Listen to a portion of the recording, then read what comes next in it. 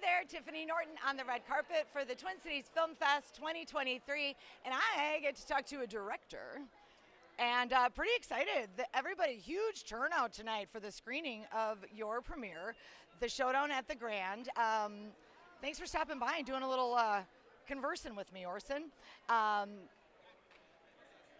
do I start?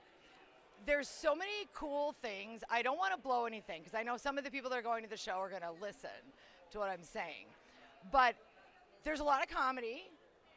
I feel like some camp, but a real message. How did you get attached to this project? Was this something you came up with? Because you're the writer on this one, correct? Well, I think there's a lot of truth in camp. You know, I love John Absolutely. Waters and Fassbender, and so I think there's a lot you can get out of that. So that's why it's camp in purpose, you know? Mm-hmm. But what's the word? It's like camp without style is kitsch. And then, I love that. Camp is kitsch with style. Okay. Yeah, okay. Exactly.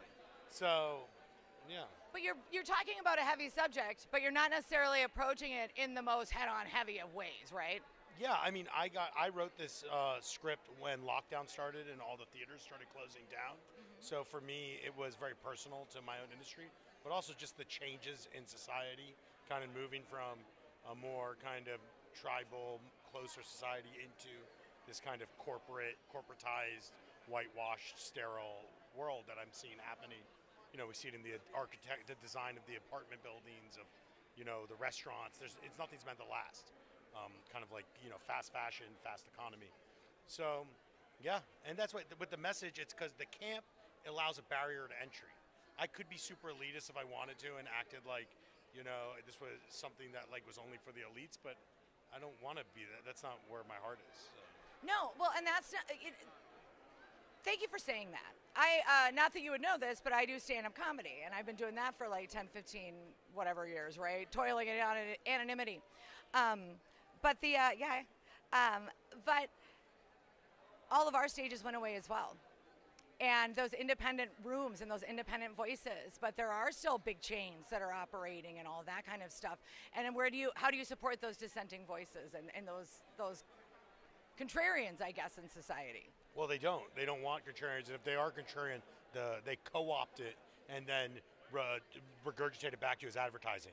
So they steal from any of the kind of outlaws or outcasts or contrarians, as you put it, and then they give it back to you to sell you a freaking beer or a hot dog or whatever, or baby diapers, because these people have no original thoughts. That's the thing. So their biggest fear is originality, but they also steal from it.